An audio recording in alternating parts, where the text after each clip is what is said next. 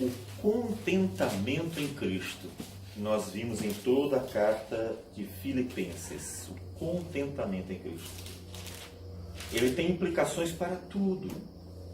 Nós vimos que o contentamento em Cristo teve implicações na vida de Paulo, que estava preso, na obra, na evangelização, também nas relações entre os irmãos, na forma como se envolviam aqueles que faziam a obra do Senhor com esta obra, com respeito às lutas, dificuldades, problemas que aparecem.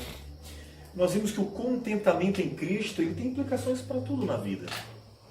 Porque uma pessoa que está sempre contente em Cristo, sempre contente, sempre satisfeita em Cristo Jesus, ela terá uma forma contente de reagir à vida, que é marcada por altos e baixos, lutas, porque Cristo lhe será suficiente. Confiança no Senhor, sabendo que Ele é o Deus de todas as coisas, certeza de que Deus está conosco, e o fato de Cristo ser suficiente ajuda-nos a reagir nos problemas. Com certeza será bem diferente a reação de uma pessoa que não tem contentamento em Cristo para outra pessoa que tem contentamento em Cristo, porque enquanto uma glorificará e agradecerá sempre, a outra estará tão focada nos problemas da vida, nas lutas da vida, que provavelmente estará reclamando daquilo que não tem ou não conseguiu. E nós vamos para a última parte de Filipenses. Filipenses, capítulo 4, versículo de 10 a 23. O apóstolo encerra a carta com uma expressão de contentamento, tanto com a igreja, quanto pela sua própria vida. Ele diz assim, Filipenses 4, de 10 a 23. Alegrei-me sobremaneira no Senhor, porque agora, uma vez mais renovastes a meu favor o vosso cuidado, o qual também já tinhais antes, mas vos faltava oportunidade. Digo isto não por causa da pobreza, porque aprendi a viver contente em toda e qualquer situação. Tanto sei estar humilhado, como também ser honrado. De tudo e em todas as circunstâncias já tenho experiência, tanto de fartura como de fome, assim de abundância como de escassez. Tudo posso naquele que me fortalece. Todavia, fizestes bem associando-vos na minha tribulação. E sabeis também vós, ó Filipenses, que no início do Evangelho, quando parti da Macedônia, nenhuma igreja se associou comigo no tocante a dar e receber, senão unicamente vós outros. Porque até para Tessalônica mandastes não somente uma vez, mas duas, o bastante para as minhas necessidades. Não que eu procure o donativo, mas o que realmente me interessa é o fruto que aumente o vosso crédito. Recebi tudo e tenho abundância. Estou suprido desde que Epafrodito me passou às mãos o que me veio da vossa parte como aroma suave, como sacrifício aceitável e aprazível a Deus. E o meu Deus, segundo a sua riqueza em glória, há de suprir em Cristo Jesus cada uma de vossas necessidades. Ora, a nosso Deus e Pai seja a glória pelos séculos dos séculos. Amém. Saudai cada um dos santos em Cristo Jesus. Os irmãos que se acham comigo vos saúdam.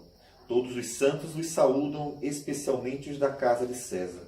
A graça do Senhor Jesus Cristo seja com o vosso espírito.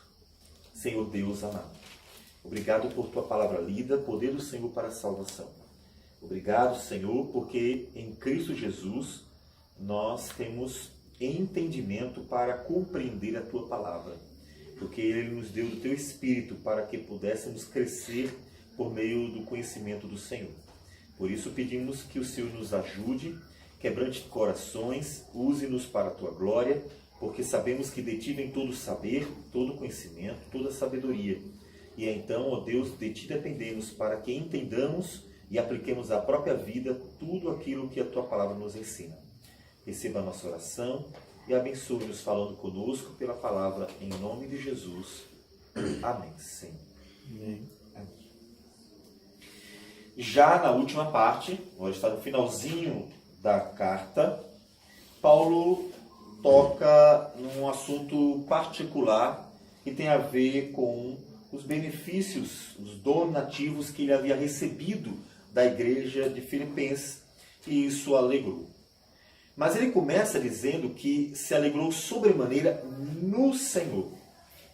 Ele estava alegre em Deus, ele não estava alegre porque viu a quantidade de donativo e ficou muito alegre porque viu o montante que havia mandado para ele e que, tendo recebido de Epafrodito tudo aquilo, então ele ficou satisfeito.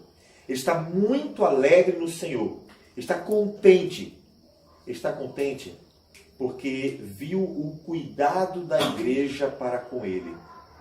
O contentamento dele em Cristo tem a ver com o seu interesse em ver a igreja tendo prazer em fazer a obra. Ou seja, a igreja servindo, a igreja dedicando daquilo que ela tinha para viabilizar a obra do Senhor. O contentamento dele era por causa do amor e cuidado da igreja para com aquele que Deus havia escolhido para fazer a obra. Ou seja, ela estava, como ele disse, associando. Ela estava ajudando para que o evangelismo, para que a evangelização do mundo pudesse ser bem sucedida, ajudando com aquilo que ela podia ajudar, que eram os donativos. Ele está satisfeito, na verdade, por causa da igreja. Veja então que Paulo, como ele mencionará mais adiante, não se preocupa com a quantidade do que ele tem, mas em ver a igreja mostrando o seu carinho e amor para com ele e também interesse em contribuir com a obra. É muito importante que a igreja do Senhor Jesus ame a obra do Senhor. Ela queira fazer a obra do Senhor. É muito importante que a igreja entenda que o papel dela não é viver em comunidade como uma sociedade. O propósito da igreja é fazer aquela obra que Jesus mandou lá atrás, quando ele disse, em Mateus capítulo 28, nos últimos versículos, que toda a autoridade lhe havia sido dada e que eles deveriam fazer discípulos de todas as nações, batizando em nome do Pai, do Filho e do Espírito Santo, ensinando a guardar todas as coisas que ele havia ordenado. O propósito da igreja não é fechar-se como uma sociedade, mas estar preparando aqueles que estão dentro para fazerem a obra, é estar investindo na obra, é estar orando pela obra. O propósito da igreja é servir como um quartel. A igreja não é uma sociedade, um clube, é um quartel. Alguns a assemelham a um hospital, tendo em vista que há sempre pessoas precisando de cuidados. Mas no quartel, pessoas também precisam de cuidado. O quartel é uma analogia mais interessante, porque no quartel nós estamos sendo preparados para algo maior. No quartel, nós não estamos apenas nos relacionando. O propósito não está em si mesmo. O quartel, ele não visa apenas ter um grupo de pessoas com um ideal comum. No quartel, se propõe preparar pessoas, cuidar de pessoas para fazerem algo maior, defender um país, lutar contra os adversários.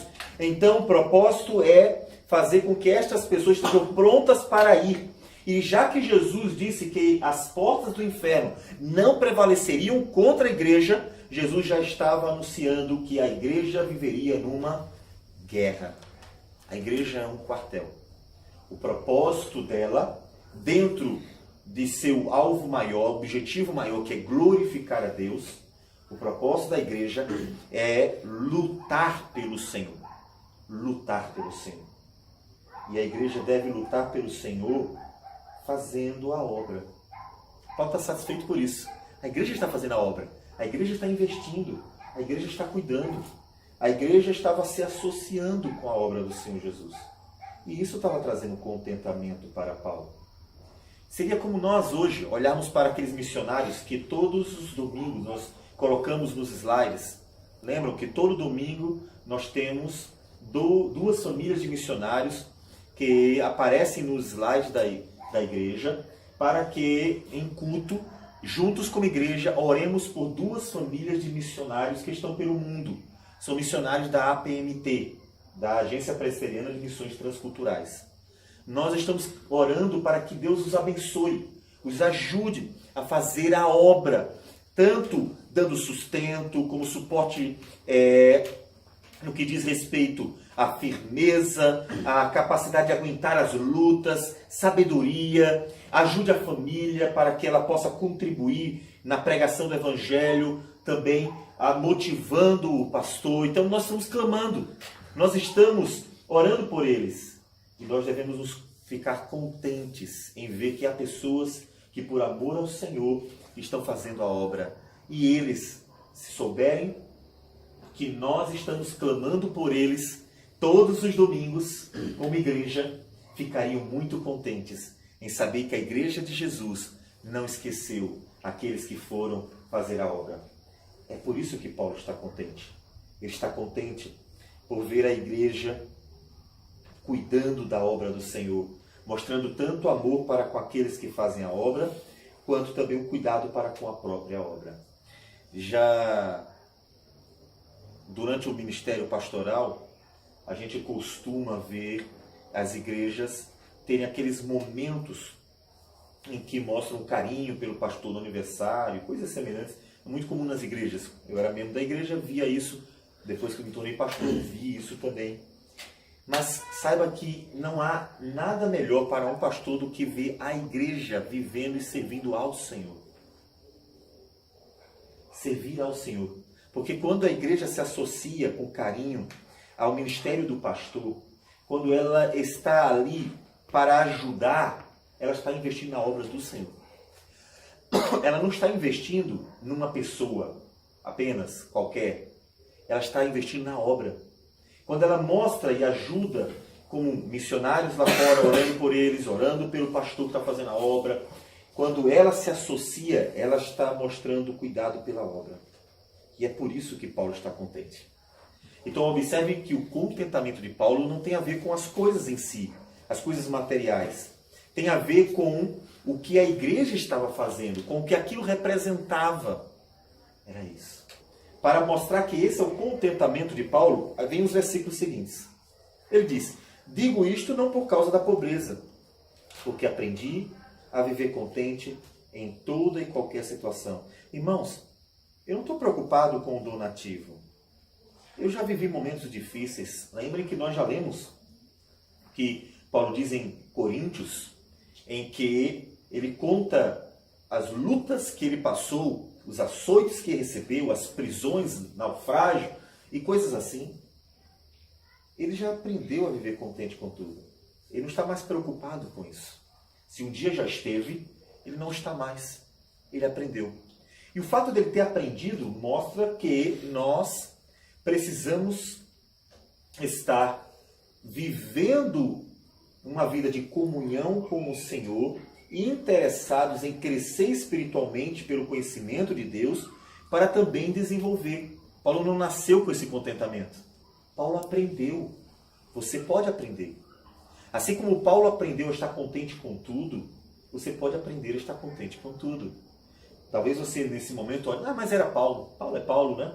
Esse erro comum em alguns momentos, de acharmos que por serem apóstolos são melhores e por isso eram capazes de fazer coisas que nós não somos, não é verdade, porque tudo aquilo que Paulo ensinava, ele queria que fosse praticado. Como ele disse no versículo anterior, o que aprendestes e recebestes e ouvistes e vistes em mim.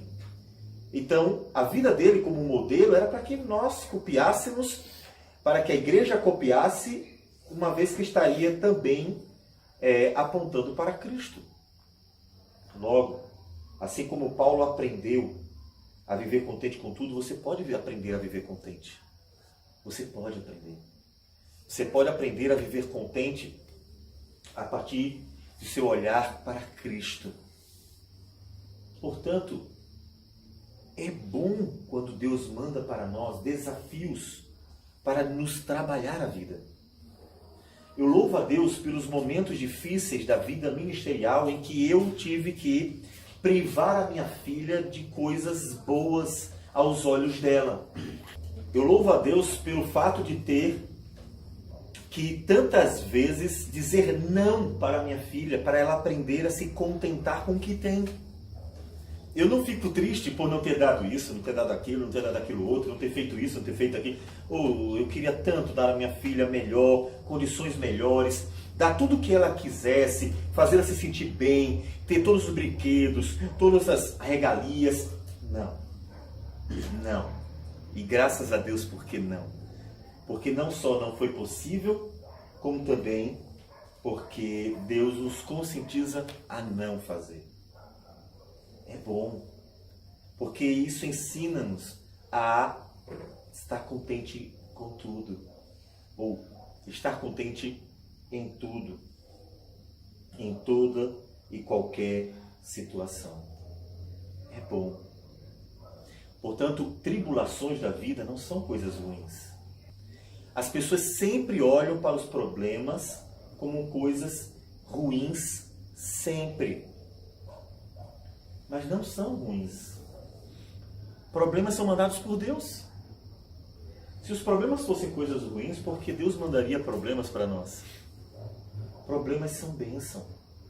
Lembre que Paulo diz em Romanos 5 que não só se gloriava naquilo que Cristo havia feito, a graça de estarem na presença do Senhor, mas ele diz também, Paulo diz também, no versículo 3, Paulo diz, também nos gloriamos nas próprias tribulações, sabendo que a tribulação produz a perseverança, e a perseverança a experiência, e a experiência a esperança. Tribulação é coisa boa também, porque ela trabalha o caráter em Cristo. É claro que o problema em si, ele não é um professor.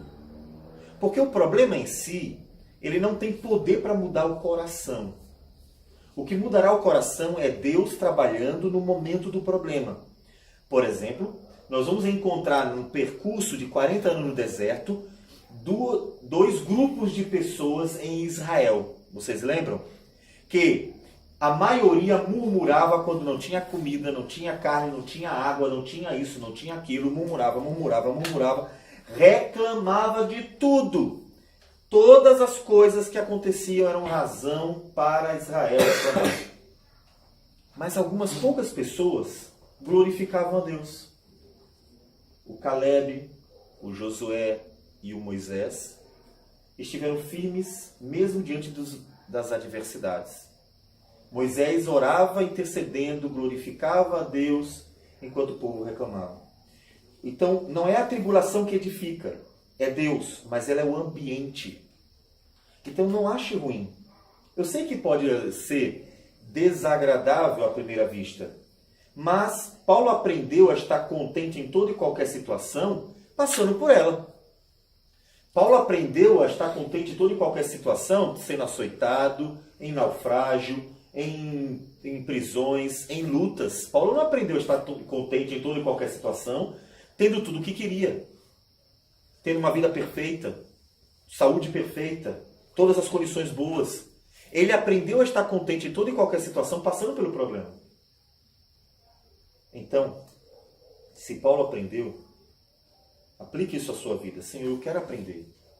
A vida é marcada por lutas. Eu quero aprender, Senhor. Eu quero aprender a estar contente em toda e qualquer situação. Porque, como disse Paulo, tudo posso naquele que me fortalece. Esse é o sentido. Eu posso aprender. Eu posso aprender a estar contente em toda e qualquer situação. Eu posso aprender a vencer as lutas e desafios da vida com contentamento. Passar por um problema e ainda continuar contente. Você está sofrendo tanto, ainda está contente? Sim. Estou contente porque estou lembrando que a minha esperança está em Cristo. Você está passando por lutas, está contente? Sim. Porque eu tenho a certeza que o meu Deus está olhando para mim. e Ele não me desamparou e está cuidando de mim, mesmo passando pelo vale da sombra da morte.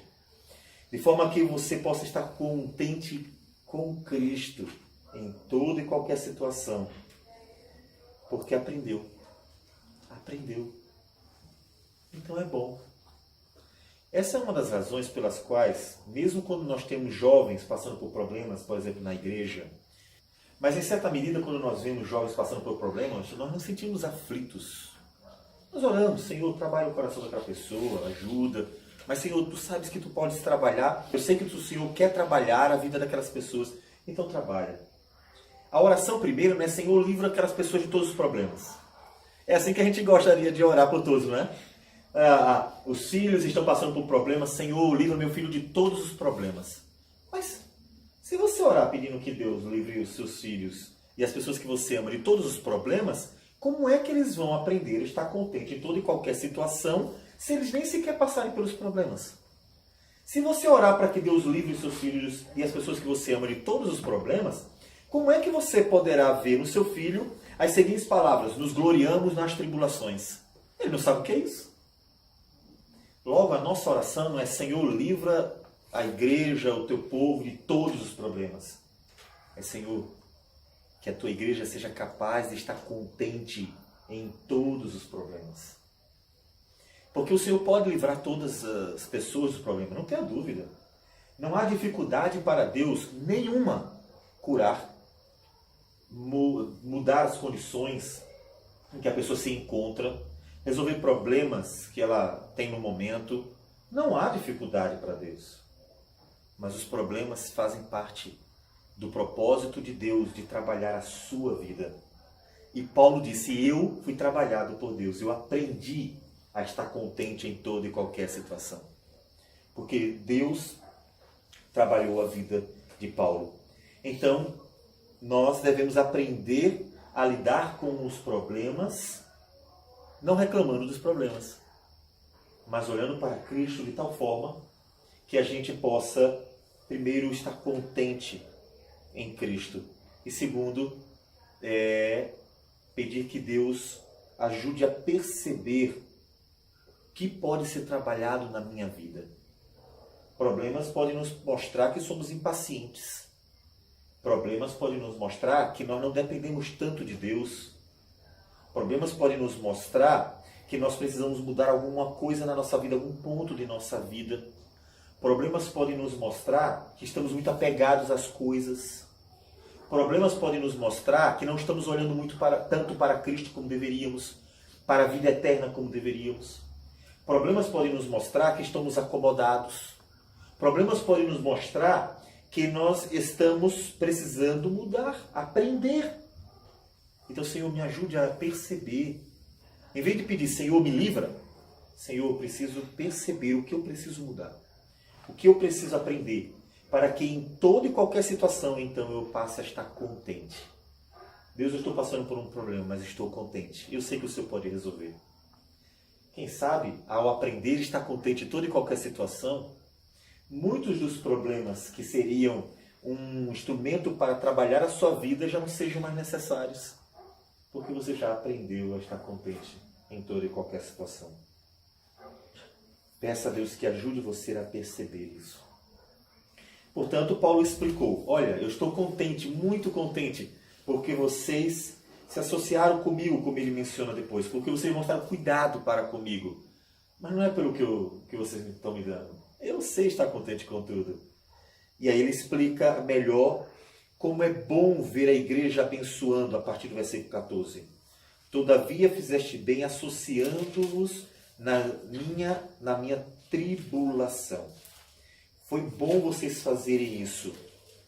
Porque, versículo 17, o que realmente me interessa é o fruto que aumente o vosso crédito.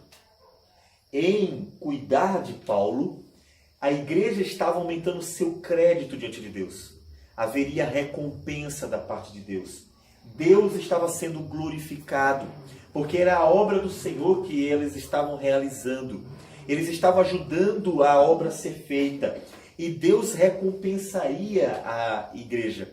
Nós lemos antes, Mateus capítulo 10. Lembra daquele trechinho que diz no finalzinho, se alguém der, mesmo que seja um copo de água para um profeta, para um pequenino, para um justo, ou seja, fizer qualquer coisa para alguém, pelo fato de ser um discípulo, ou pelo fato de ser um pregador da palavra, pelo fato de ser uma pessoa de Deus, eles não deixarão de receber a recompensa. É o que Paulo mencionando. Vocês estão sendo instrumento para me abençoar, me ajudar, e isso tem recompensa. Paulo está satisfeito porque isso indicava maturidade da igreja e também estava reservando para ela as bênçãos do Senhor. Uma igreja que investe nas missões, investe na obra, investe de todas as formas na obra que o Senhor nos mandou fazer, que é a da pregação da palavra, é uma igreja que tem recompensa. E Paulo está satisfeito por isso. E diz, versículo 18, o que me veio de vossa parte como aroma suave, como sacrifício aceitável e aprazível a Deus, uma oferta ao Senhor. Ele coloca, o que vocês me deram, na verdade vocês me deram a mim. Deram a quem? Deram ao Senhor. Ele coloca o donativo como se fosse, fazendo uma analogia com os sacrifícios de Israel. O donativo era como uma oferta dada diretamente a Deus. Senhor, eu preparei isso aqui estudando ao Senhor, como em Israel era feito. E aquilo que foi dado a Paulo para que a obra continuasse, pelo amor e cuidado que tinham, tanto pelo obreiro como pela obra que ele realizava, ele disse que aquilo dali era como se fosse uma oferta para Deus. Agradava a Deus. Subia ao Senhor como aroma suave. Obviamente, a gente deve pensar no outro lado. O quanto nós estamos nos privando disso. E quanto nós poderíamos estar oferecendo ao Senhor a nossa vida e da nossa vida. Porque nós podemos ampliar, nós temos um carro que ele seja um instrumento de bênção para que a obra do Senhor seja realizada. Nem que seja para dar carona para pessoas irem à igreja. Ou seja, aquilo que nós temos pode ser um instrumento para glorificar a Deus. Não precisa colocar atrás do carro propriedade exclusiva do Senhor Jesus, como se coloca por aí, que na verdade muitas dessas frases não condiz com aquilo que a pessoa faz. Mas usar tudo que nós somos, a sua casa, como nós estamos usando aqui, uma casa usada para que Deus seja glorificado pela pregação da palavra, os bens que nós temos e tudo. Quando nós estamos investindo o que nós temos, nós estamos investindo na obra do Senhor. E tudo que nós temos deve ser. Não é só do pastor, não. Não, tudo do pastor deve ser dedicado à obra do Senhor. E é o carro, a casa, o computador, e tudo é quase que exclusivamente destinado a fazer a obra. Sempre a caminho da obra em algum lugar. Em algum momento aquilo está sendo usado. Mas não é só o pastor. Porque todos nós somos chamados por Deus para fazer esta obra. Tudo que nós temos deve ser um instrumento para fazer a obra do Senhor. Tudo. E quando nós entendemos isto, fica mais fácil entender porque a igreja deve investir mais em missões até do que no prédio. Por exemplo, o que é mais importante? Nós investimos num prédio bem bonito ou nós investimos na obra missionária? O que é mais importante? Nós temos um prédio confortável ou nós temos várias congregações, vários lugares se pregando a palavra? O que é mais importante? É isso, é a ordem de valores. Quando nós achamos que investir na obra significa beneficiar a si mesmo, nós damos o dízimo pensando no banco novo que a igreja vai comprar. Nós damos o dízimo pensando no ar-condicionado, no aquecedor que vai ser colocado. Nós damos o dízimo pensando no conforto que nós mesmos vamos usufruir. Isso não é investir na obra, isso é investir em mim mesmo. Quando nós investimos mais naquilo que tem retorno para mim, do que naquilo que, mesmo que eu não veja, mas está sendo feita a obra, missionários que vão para longe, congregações que estão em outros lugares, e uma obra que nós não estamos vendo nem nos beneficiando diretamente dela, mas a igreja do Senhor Jesus está no mundo, o reino está, aí nós estamos investindo na obra. Percebem a diferença? Nós precisamos fazer uma avaliação de qual é a razão pela qual eu dou as coisas. Até o dízimo. Por que eu dou o dízimo? Porque tem retorno para mim? E quando não tem retorno para mim, eu acho que não devo dar o dízimo? Não, vou dar não porque eu não estou vendo nada sendo feito para mim. Não é incomum encontrarmos muitas pessoas dentro das igrejas que só dão dízimos e ofertas quando vê que alguma coisa será feita para ela. Há um retorno. Elas não estão fazendo a obra do Senhor. Elas estão fazendo a obra delas mesmas. Porque elas estão investindo em si mesmas.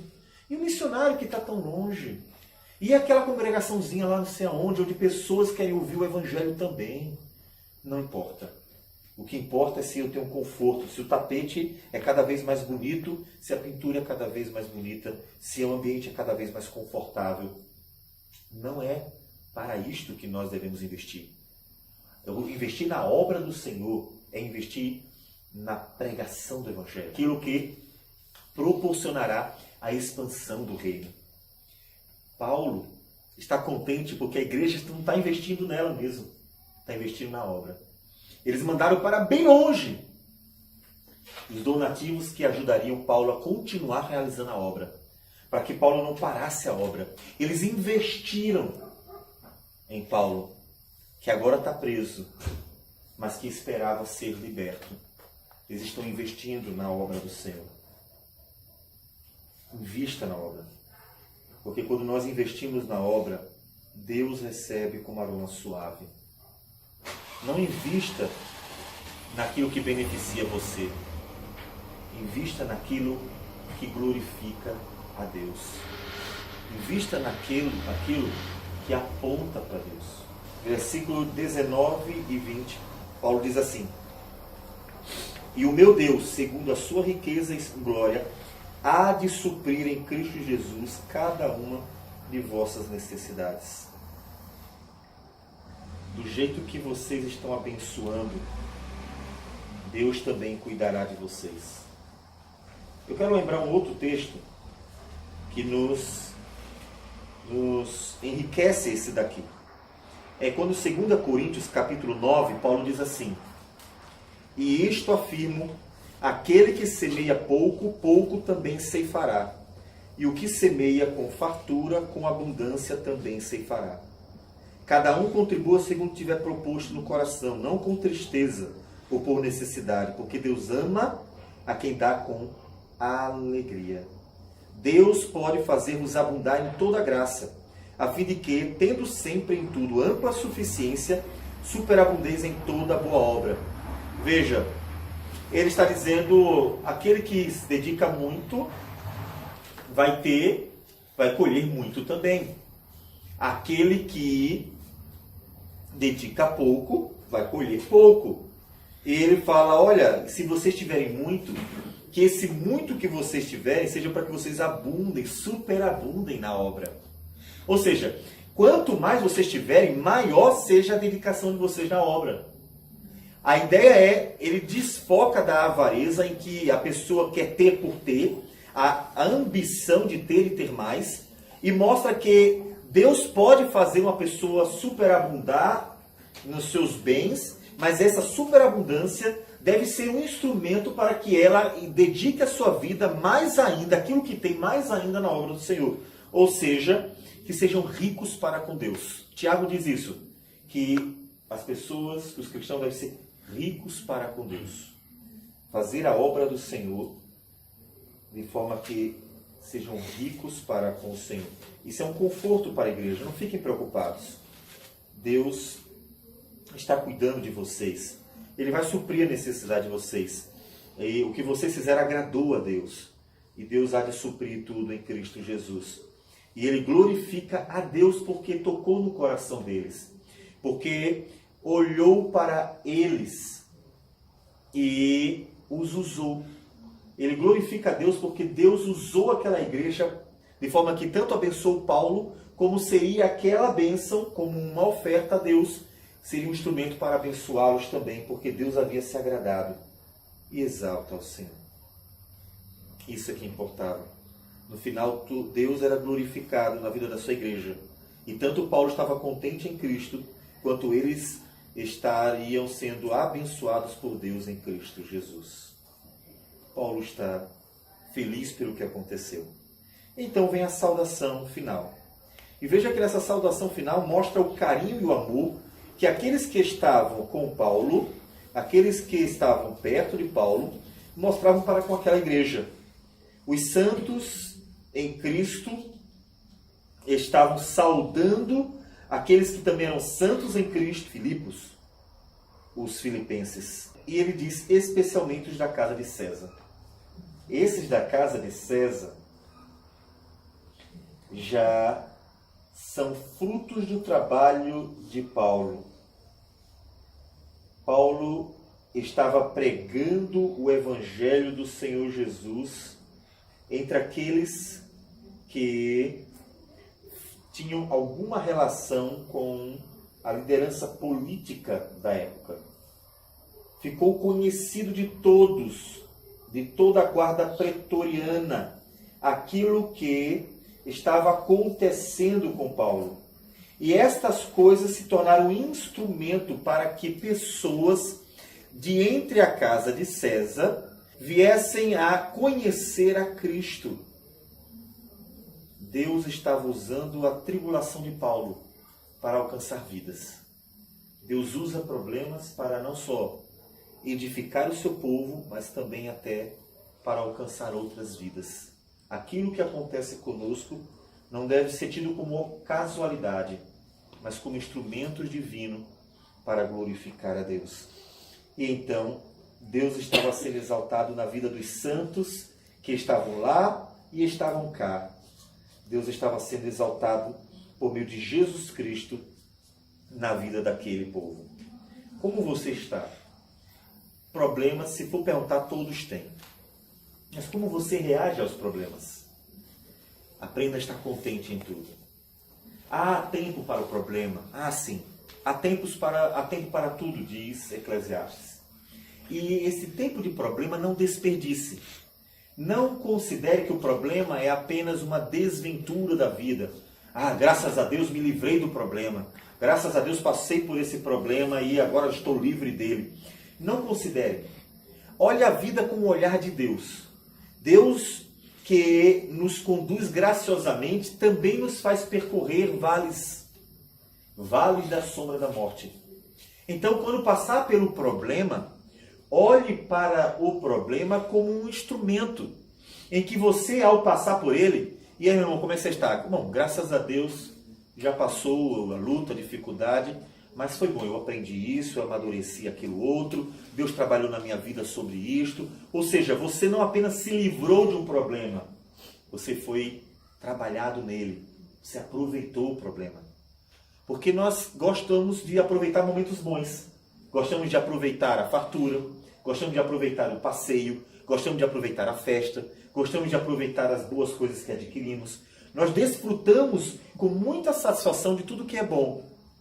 Mas Deus nos ensina a aproveitar e desfrutar muito bem, com sabedoria, tudo, muito mais até, aquilo que é ruim aos nossos olhos, os problemas.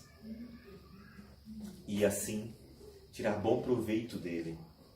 Lembre que Salomão disse que melhor é a casa onde há um funeral, um velório, onde há a morte, do que numa casa onde há festa. Por quê? Porque no funeral nós meditamos sobre o fim da vida. E nós começamos a refletir, peraí, fulano morreu, triste, mas um dia sou eu também. Eu preciso refletir na minha vida.